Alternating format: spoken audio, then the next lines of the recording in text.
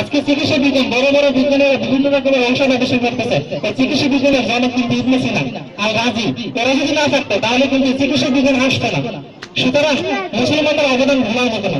এবং আমাদের এই শিক্ষা, আজকের যে শিক্ষা এক সময়ে এরকম বিজ্ঞানী তৈরি করতো, আমাদের বর্তমান শিক্ষা ব্যবস্থা, আলিয়া মাদ্রাসার শিক্ষা ব্যবস্থা এত বড় হওয়া সত্ত্বেও, এত উন্নত মানের হওয়া সত্ত্বেও কেন আজকে আমাদের মধ্যে থেকে বিজ্ঞানী নেই? এই প্রশ্নটা আসতে পারে না? এটা পিছনে একটা কারণ আছে। কারণ হচ্ছে আমাদের যে কারিকুলামটা আছে, এই কারিকুলামটা বর্তমান বাংলাদেশের যে কারিকুলাম আছে আসলে স্বয়ং সম্পূর্ণ না, পরিপূর্ণ না। অর্থাৎ মাদ্রাসা শিক্ষা ব্যবস্থাকে উন্নত করা হয়েছে, এটা ঠিক আছে, এটা সিস্টেম উন্নত হয়ে গেছে। অর্থাৎ স্কুলের বইগুলো এখানে আছে, মাদ্রাসা বইগুলো এখানে আছে, সেই সাথে বাড়তি কিছু যদি দেওয়া হয়, যেমন বিজ্ঞানের ব্যাপারটা যদি আরেকটু গুরুত্ব দেওয়া হয়, কোরআন হাদিসের ব্যাপারটা যদি আরেকটু গুরুত্ব দেওয়া হয়, তাহলে কিন্তু এরা আরো অনেক উন্নত হতে পারবে। তো আমরা এই ধরনের শিক্ষা ব্যবস্থা দিতে চাচ্ছি। অর্থাৎ আপনার সন্তানকে আমরা এমন একটা শিক্ষা ব্যবস্থা দিতে চাচ্ছি যে শিক্ষা ব্যবস্থার মাধ্যমে আপনি আলিয়া মাদ্রাসার সম্পূর্ণ শিক্ষা পাবেন, এবং সেই সাথে একজন আপনার সন্তান বিজ্ঞানী যেন হতে পারে, আপনার সন্তান যেন একজন ভালো ডাক্তার হতে পারে, ভালো ইঞ্জিনিয়ার হতে পারে। এর জন্য যা করা দরকার, শুধু তাই না, তার মেধা আছে সঙ্গীতে, তার মেধা আছে কবিতা আবৃত্তিতে, তার মেধা আছে হয়তো কোনো একটা নাটক লেখায়, সে যেখানে যেই কাজটা ভালো পারে তার সেই মেধাটাকে পরিচর্যা করে, তাকে পরিস্ফুটন করার দায়িত্ব হচ্ছে লোকমান্য কেন্দ্রীয় মাদ্রাসা। ইনশাআল্লাহ আমরা আপনাদের সাথে প্রতিশ্রুতিবদ্ধ, আপনারা আমাদের মাদ্রাসায় আপনার সন্তানকে দিয়ে পরিপূর্ণভাবে নিশ্চিত থাকবেন, শুধুমাত্র খোঁজ খবর নেবেন যে সে ঠিক মতো মাদ্রাসায় আসে কিনা, এবং আমরা যে কাজগুলো, যে দায়িত্বগুলো আপনার সন্তানকে দিই, সেই দায়িত্বগুলো তারা ঠিক মতো পালন করে কিনা।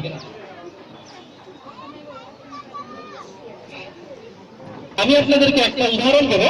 শুধুমাত্র পাঠ্য বই অথবা অডিও ভিজুয়াল ভিত্তিক শিক্ষাদান, অডিও ভিজুয়াল বলতে কম্পিউটার, ল্যাপটপ, এগুলোর মাধ্যমে শিক্ষাদান একজন শিক্ষার্থীর জন্য পরিপূর্ণ জ্ঞান অর্জনের মাধ্যম হতে পারে না।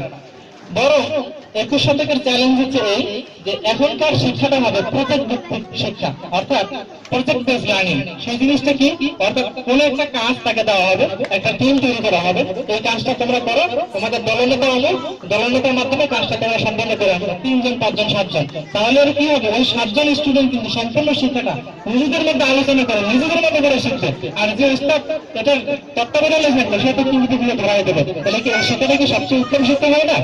এই উত্তম শিক্ষা ইনশাআল্লাহ প্রজেক্ট ভিত্তিক শিক্ষা, অর্থাৎ এই যে পিবিএল, এই লার্নিংটা আমরা ইনশাআল্লাহ লোকমান্য মাদ্রাসা এবছর থেকে চালু করেছি। অর্থাৎ 2016 সালে আমাদের এখানে স্টুডেন্ট যারা থাকবে তাদেরকে আমরা পিবিএল পদ্ধতিতে শিক্ষাদান করবো ইনশাআল্লাহ। তো এই পদ্ধতিতে শিক্ষাদান করলে আমাদের স্টুডেন্টরা কি পাবে? আমি এখানে যেটা দেখাচ্ছি সেটা হলো আমাদের স্টুডেন্টরা 5টা দক্ষতা অর্জন করবে। 5টা দক্ষতা অর্জন করবে। 1 নম্বর দক্ষতা হচ্ছে ভাষাগত দক্ষতা, অর্থাৎ আমাদের স্টুডেন্টরা ইংরেজি এবং আরবিতে যথেষ্ট পরিমাণে কথা বলতে পারবে। আপনারা মনে হয় আজকে ঝলক দেখেছেন, অল্প একটু দেখেছেন, ঠিক আছে? এটা মাত্র শুরু করেছি, এটা আমরা শুরু মানে 1 মাসের ফলাফল। এটা আমরা এটা তাও মানে খুব যে আগের যেহেতু পড়া, সামনে পরীক্ষা, খুবই পড়াইতে পারছি তা কিন্তু না। যখন আমরা টার্গেট নিচ্ছি জানুয়ারি, ফেব্রুয়ারি, মার্চ 3 মাস এদেরকে এমন একটা প্রশিক্ষণ দেব ইনশাআল্লাহ, ইংরেজি এবং আরবিতে কথা বাংলাদেশের যে কোনো স্কুলের সাথে, যে কোনো প্রতিষ্ঠানের সাথে আমাদের ছেলেরা ইনশাআল্লাহ কথা বলতে পারবে। এরপরে আসেন শ্রেণীভিত্তিক পাঠ দক্ষতা, অর্থাৎ তাদের ক্লাসের যে বই আছে সে বইগুলো উপরে সে যথেষ্ট পরিমাণে দক্ষ হয়ে উঠবে।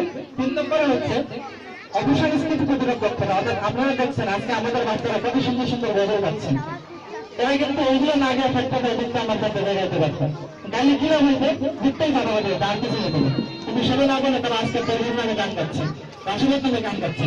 তো এগুলো হচ্ছে আমাদের অপসংস্কৃতি প্রতিরোধের একটা মাধ্যম, একটা হাতিয়ার। এবারে আসে 4 নম্বরে যেটা শিখছি সেটা হলো ইসলামী দৃষ্টিভঙ্গিতে কর্মমুখী জীবনের দক্ষতা। এখানে ইসলামী দৃষ্টিভঙ্গি বলতে কি বুঝি? ডাক্তার আমাদের বাংলাদেশে প্রচুর আছে। আমাকে এক মুরব্বী বলেছিলেন বাংলাদেশে 3 রকমের ডাকাত আছে।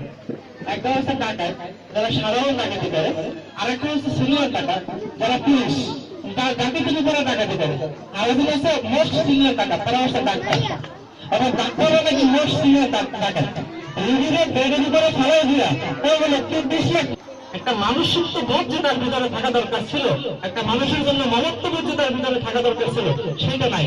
সেটা নাই কেন? কারণ হচ্ছে তার ভিতরে ইসলামী শিক্ষাটা নাই। ইসলামী শিক্ষা যদি থাকতো তাহলে তার ভিতরে এটা আসতো না, এই অমানসিক আচরণ তার ভিতরে আসতো না।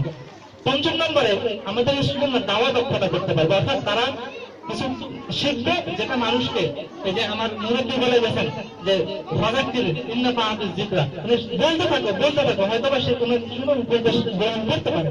তো এটা হচ্ছে পরিকল্পনা যে আমাদের বাচ্চারা শিখবে এবং সেটা মানুষদেরকে বলবে। অলরেডি তারা বলে, আমাদের বাচ্চারা অলরেডি বক্তব্য দিতে পারে, তাহলে স্কুলের বাচ্চা সালাতুল্লাহ সুন্দর সুন্দর বক্তব্য দিতে পারে।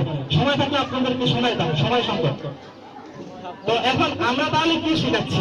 লোকমান হাকিম মাদ্রাসা শিক্ষা করার পদ্ধতি হচ্ছে এই বাংলাদেশ মাদ্রাসা শিক্ষা বোর্ড পর্যন্ত সিলেবাস, এবং সেই সাথে আমাদের একটা বুক সিলেক্টর টিম আছে যারা বিভিন্ন ধরনের বিভিন্ন বিষয়ের উপরে নৈতিক শিক্ষা, বিজ্ঞান, গণিত বা এই ধরনের ফিকা, এই ধরনের শিক্ষাগুলোর উপরে যে বইগুলো বাজারে প্রচলিত আছে সেই বই থেকে কোন বইটা শিখালে সর্বোত্তম ভাবে একটা বাচ্চা শিখতে পারবে সেই বইগুলোকে আমাদের এই বুক সিলেক্টররা সিলেক্ট করেছে, এবং সেই বইটা আমাদেরকে এখানে সিলেবাস অন্তর্ভুক্ত করা হয়েছে এবং সেই বই থেকে তাদেরকে শিক্ষা দেওয়া হবে।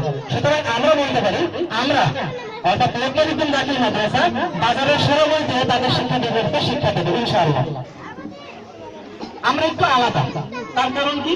আমরা যেটা করেছি যে আমাদের স্টুডেন্টদের জন্য সেরা বই দিয়ে শিক্ষা দেয়। আমাদের নিজস্ব একটা কম্পিউটার ল্যাব রয়েছে, আর আমাদের প্রতি সপ্তাহে একটা সাপ্তাহিক অনুষ্ঠান হয়, সাপ্তাহিক জলসা। আপনারা যারা অভিভাবক সবাই জানেন যে আপনারা এখানে সাপ্তাহিক জলসা আপনার বাচ্চারা পার্টিসিপেট করে। সংক্ষিপ্ত ট্যুর, ছোটখাটো ট্যুরে নিয়ে যায় বিভিন্ন বিষয়, জাদুঘরের ব্যাপারে বইয়ের ভিতরে লেখা আছে, অথবা আসান মন্দির সম্পর্কে বইয়ের ভিতরে লেখা আছে, বই পড়ে যা শিখবে ঘুরে কি তার চেয়ে বেশি ভালো শিখতে পারবে না? চোখের সামনে যদি দেখে আসে সেটা কি ভালো শিখবে না? কোন জায়গায় পরিদেবীর মাজার আছে, পরিদেবীটা কে, এটা আসলে মুখস্থ রাখা সম্ভব না, যার কারণে বাচ্চারা পারে না। অথচ তাকে নিয়ে যদি একবার লালবাগ কেল্লা ঘুরে আসা যায় তাহলে কিন্তু পরিদেবীর মাজার কোথায়, পরিদেবী কে, এই যে কোথায় কি সব কিন্তু তার মাথায় ঢুকে যাবে। এজন্য আমরা আগামী বছর 2016 সালে প্রত্যেকটা বাচ্চাকে নিয়ে অর্থাৎ প্রত্যেকটা ক্লাসের এই বিষয়ভিত্তিক লার্নিং দেওয়ার জন্য সংক্ষিপ্ত ট্যুরের আয়োজন করেছি। অর্থাৎ তারা বিভিন্ন কারণে সংক্ষিপ্ত ট্যুর করবে এবং এরকমের যে বিষয়গুলো আছে সেগুলো ব্যাপারে শিখবে। ইসলামী মূল্যবোধের পরিচর্যা, অর্থাৎ আমাদের এখানে বাচ্চাদেরকে আপনারা দেখবেন সুন্দর সুন্দর করে ওরা সালাম দেয়, বাড়িতে গার্ডিয়ানকে সালাম দিয়ে আসে, আবার মাদ্রাসায় এসে সালাম দেয়, মাদ্রাসায় কোনো গার্ডিয়ান আসলে সালাম দেয়। এই যে শিক্ষাটা, কথা শুরুতে সালাম, এটা কিন্তু আমরা শেখাই। এটা একটা বাচ্চার মূল শিক্ষা হচ্ছে এটা। আদব করে যদি সে না শিখতে পারে তো চলবে কিভাবে? এরপরে আসেন আমাদের একটা দিন আছে উফাতুল হাসানা। দেখেন, মানবতাবোধ যদি মানুষের মধ্যে না থাকে তাহলে কিন্তু তাকে মানুষ বলা যায় না। মানুষত্ববোধ থাকার কারণে মানুষকে মানুষ এবং পেশাকে বেশি বলা হয়, যে তাদের মধ্যে মানুষত্ববোধ নাই। তো ইউফাতুল হাসানা দিবস নামে লোকমান হাকিমের একটা দিবস আছে, প্রতি সপ্তাহে এটা হবে।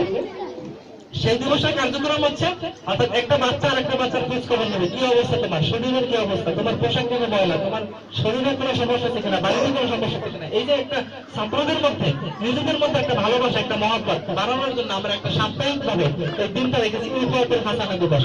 এরপরে আসেন আমাদের আরেকটা কার্যক্রম আছে, পিটি করানো হয়। এটা কেন করা হয়? স্বাস্থ্য উন্নত রাখার জন্য, এটা সবাই জানেন। আর আমি আজকে যে কাজটা করছিলাম প্রেজেন্টেশন ক্লাস, আমাদের স্টুডেন্ট এরকম প্রেজেন্টেশন ক্লাস করবে আগামীতে ইনশাআল্লাহ। আমরা ওদের যে প্রজেক্ট ভিত্তিক কাজ করা হবে সেই প্রজেক্ট ভিত্তিক কাজগুলো প্রেজেন্টেশনের মাধ্যমে আমাদেরকে শেয়ার করা হবে। ক্যামেরা ঘুরান। এরপরে আসেন, আমি আসলে সংক্ষেপে ঘুরান ক্যামেরা, সংক্ষেপ সময় একেবারে নাই।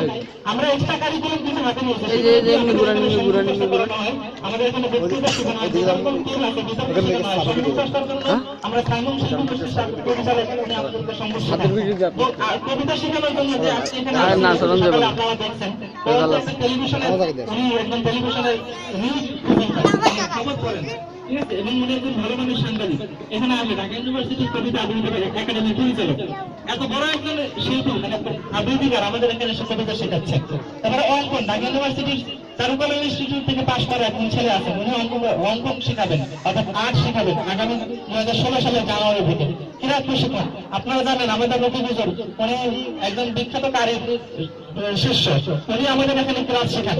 এছাড়াও পিএসপি কোরআনুল আলো ফাউন্ডেশনের সম্মানিত চেয়ারম্যান ইউসুফ সাহেব, উনি এখানে মাঝে মাঝে আসবেন আপনাদের বাচ্চাদেরকে ক্রীড়া প্রশিক্ষণ করানোর জন্য, এবং আপনাদের বাচ্চাদেরকে নিয়ে যাতে টেলিভিশন প্রোগ্রাম করা যায় এই চেষ্টাটাই এই ইউসুফ ভাই করবেন আমাদের সাথে, উনি ওয়াদাবদ্ধ ইনশাআল্লাহ। এরপরে আসেন খেলাধুলা, অর্থাৎ আমাদের প্রত্যেকটা স্টুডেন্ট যেন মানে মানসিকভাবে বোরিং হয়ে না যায়, এজন্য আমরা এখানে তাদেরকে খেলাধুলার একটা সিস্টেম রেখেছি। হয়তো 2 মাস 3 মাস পর একটা স্পোর্টসের আয়োজন করা হবে, এই স্পোর্টসের মাধ্যমে তারা নিজেদেরকে মেলে ধরবে, নিজেদের প্রতিভা বিকাশ করবে। তো এরপরে আমাদের আরো কার্যক্রম আছে, যেমন শিক্ষা সফরে আমরা যাই, সমাজ কল্যাণমূলক কার্যক্রম করি, দাওয়া কার্যক্রম করি। আসামের প্রোগ্রামের মধ্যে আমাদের অনেক ধরনের কার্যক্রম প্রোগ্রাম আছে, যেমন বিজয় দিবস 16 ডিসেম্বর আমরা বড় ধরনের বিজয় দিবস অনুষ্ঠান পালন করবো ইনশাআল্লাহ। একদিন দাওয়াত দিলাম সবাইকে, কারণ বাসায় বাসায় যাওয়া যদি কারো বাসায় মিস হয়ে যায় তখন বলবেন আমার কোনো দাওয়াত পান নাই। আগে দাওয়াত দিয়ে রাখলে 16 ডিসেম্বর ইনশাআল্লাহ মাদ্রাসার সামনে মাঠে বড় আয়োজন করার জন্য পরিকল্পনা করা হচ্ছে। 3টা শিল্পী গোষ্ঠীর সাথে আমরা চুক্তিবদ্ধ হয়েছি, জাগরণ শিল্পী গোষ্ঠী, অনুপম শিল্পী গোষ্ঠী, বিশেষ শিল্পী গোষ্ঠী। 3টি শিল্পী গোষ্ঠী এসে সঙ্গীত পরিবেশনা করবে এখানে, সেটা শুধু নাটক এবং সঙ্গীত। এটা হলো দ্বিতীয় বেলা। এবং সকালবেলা আমাদের ছেলেদের এখানে এলাকার যারা আছে তাদেরকে সহ এখানে বিভিন্ন ধরনের প্রতিযোগিতা হবে, বিজয় রেলি হবে। তো এরপরে আছেন আমাদের স্বাধীনতা দিবস, এটা আমরা নিয়মিত পালন করি, মাতৃভাষা দিবস পালন করি, বর্ষের সাংস্কৃতিক পাঠ করি, তারপরে ধর্মীয় সাংস্কৃতিক পাঠ আছে। এছাড়াও আরো অনেক ধরনের কার্যক্রম আছে, যেমন বিশেষ করে রমজান ঈদ, এই বিষয়গুলো আমরা খুব ভালোভাবে পালন করি। আর আমাদের বৈশিষ্ট্য কি? আমাদের বৈশিষ্ট্য হচ্ছে ইংরেজি এবং আরবিতে কথা বলেছেন, মেধাবীদের সাথে জেলার বিপক্ষ ব্যক্তিগত আবৃত্তি কিভাবে শিখবেন, সমৃদ্ধ পাঠাগার কর্মচারীরা নিয়মিত স্বাস্থ্য পরিচর্যা, বালক ও বালিকাদের জন্য আলাদা আলাদা আবাসিক ব্যবস্থা, দেশীয় আন্তর্জাতিক প্রতিযোগিতা অংশগ্রহণ, বিভিন্ন বৃত্তি পরীক্ষা অংশগ্রহণের ব্যবস্থা। সুতরাং এই যদি না আমাদের অবস্থা, তাহলে আপনার সন্তান আমাদের এখানে কি সুশিক্ষা অর্জন করা সম্ভব কি সম্ভব না? আপনারাই বলেন। অবশ্যই সম্ভব, আমি বিশ্বাস করি। আপনি আজকে যে পরিকল্পনাটা শুনলেন, এই পরিকল্পনা যদি বাস্তবায়ন করতে পারি, তাহলে আমরা আশা করি আমাদের এখান থেকে ডক্টর জাকির নায়েক বের হবে, আমাদের এখান থেকে মাহাতির মোহাম্মদের মতো ব্যক্তি বের হবে, আমাদের এখান থেকে তুরস্কের প্রেসিডেন্ট এরদোগানের মতো লোক বের হবে, আমাদের এখান থেকে ইনশাআল্লাহ বড় বড় মাপের যত স্কলার আছে আমরা এখান থেকে তাদেরকে বের করার জন্য সর্বোচ্চ চেষ্টা করবো ইনশাআল্লাহ। সুতরাং আপনাদের কাছে অনুরোধ, আপনাদের সন্তান তো পড়ছে, আপনার সন্তান একটা ভালো সুযোগ পাইছে, আপনার প্রতিবেশী যেন এই সুযোগটা পায়, আপনি কি সেই চেষ্টা করবেন না? অভিভাবকগণ প্লিজ, আপনারা কি শুনছেন? অবশ্যই শুনছেন, আমি বিশ্বাস করি। তো আমাদের প্রত্যাশা হচ্ছে আপনি যেভাবে আপনার সন্তানকে একটা সুন্দর মাদ্রাসা দিচ্ছেন, আপনার প্রতিবেশী যেন এরকম একটা মাদ্রাসা পড়তে পারে, ইনশাআল্লাহ আপনারা সেই চেষ্টা করবেন বলে আমি আশা ব্যক্ত করি। আমার বক্তব্য সংক্ষিপ্ত বক্তব্য শেষ করছি। আসসালামু আলাইকুম ওয়া রাহমাতুল্লাহ।